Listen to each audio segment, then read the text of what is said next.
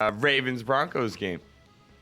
I really thought this was the game of the weekend. You did? I did. Only because, double overtime.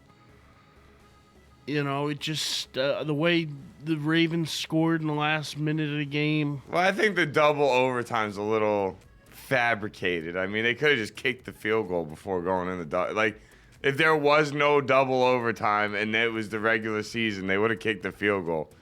But instead, still though, they had the time. They were only second down, so they had a chance to run the ball one more time and center it.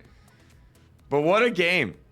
Had everything you could ask for: defensive touchdowns, kick return touchdown, punt return touchdown, big play touchdowns. Yeah, 2 touchdowns over 40 yards or 50 yards. Interception by Peyton Manning in overtime to pretty much cost his team a game. Uncharacteristic. So let me ask you the question, because I'm very interested to see what your opinion is on this, and I've actually been waiting since when I talked to you yesterday. I wanted to ask you so bad, but I couldn't do it because I wanted to save it for airtime. In your opinion, who do you blame for the loss? Peyton Manning or the Broncos secondary for giving up a touchdown with 31 seconds left?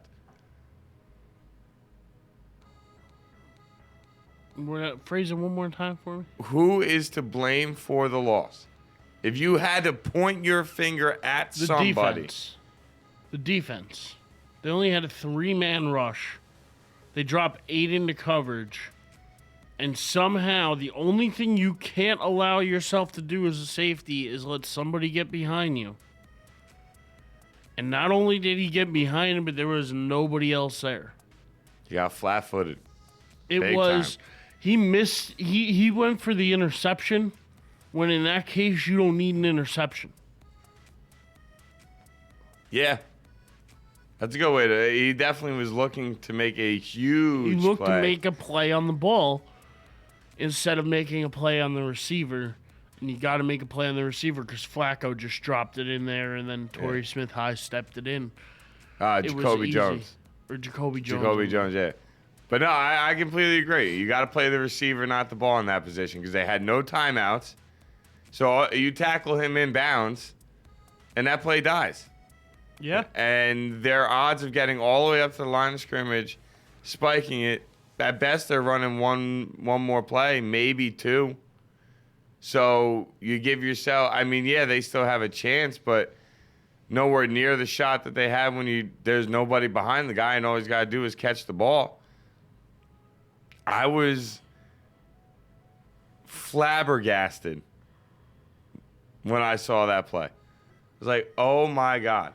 But yet at the same time, with the game on the line, Peyton Manning throws the worst pick of picks. If Tony Romo did it, people would want to hang him from a bridge. Where he broke the cardinal sin. He ran to his right and threw across his body, across the field to his left, and he gets picked off. Yeah. I don't argue that Denver's defense is the reason that Baltimore was able to force overtime, but I blame this loss on Peyton Manning. You do not throw that ball. And he knows you don't throw that ball. Yeah. He now officially has never won in a game where the weather was lower than 40 degrees. Nope. He has to spend whatever remains of his career in Denver. So he's going to play another one of these games.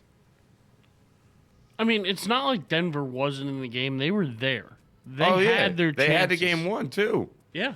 It's not Peyton Manning's fault, believe it or not. As much as you want to say he threw that interception in his own territory in overtime, it should have never have gotten there. No, it shouldn't have. But it did. And he should never have thrown that ball. So that's where I agree. I really do. There is no excuse for that safety to have played that ball the way he played it and not have played the man. And I completely agree. It's the defense's fault. They got into overtime. But once they got there, it's Peyton Manning's fault that they lost the game. You don't throw that ball. Yeah, I'll You agree don't with you. throw You that. don't throw it. Not a veteran quarterback like you. Not Romo Tom throws Brady? it, you hate on him. If one of these rookie quarterbacks that played in the playoffs this year, you'd be like, it's a learning experience.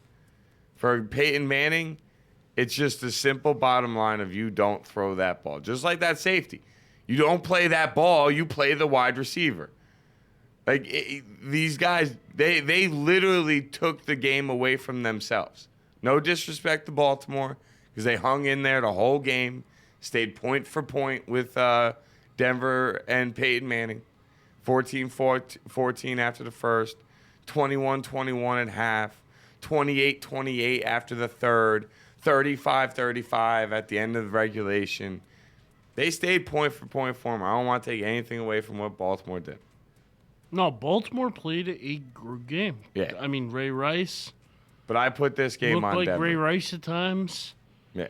They actually gave him the 30 ball. carries or 30 touches. It might not have been 30 carries, but 30 touches.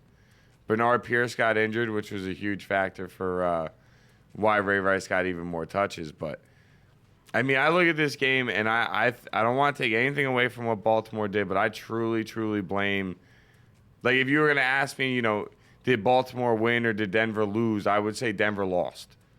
You know what I mean? To me, Denver gave this game up in comparison to being able to say Baltimore fought out a hard win, which they did. But I blame this loss on Denver, not congratulate, you know, Baltimore, you earned this win. Denver, you blew this opportunity. The game was yours. 31 sacks. I mean, I didn't even see the first 3.5 quarters. I walked in when Flacco called hike and hit him for the touchdown pass with 31 seconds left. Like, walked in. Really? You didn't watch the other parts? I was out doing some stuff, so I had some things I had to get done on Saturday. So, no matter how, I wanted to see the game so badly, but it just priorities pretty much took advantage of me. And it happens. I mean, I was able to watch this game, and man, all game long it was a battle. Nonstop. Yeah. I mean, I saw highlights. I read the recap of it. I even went on YouTube and rewatched the touchdown pass by Flacco, the one part of the game I did see, just because I couldn't believe the chain of events. Yeah, like, it was an unbelievable chain of events. it was a what are you doing moment. That's how I felt. That's The Ravens almost feel like now they're calling themselves almost a team of destiny. They're playing for Ray. They're my team. I'm pulling for them.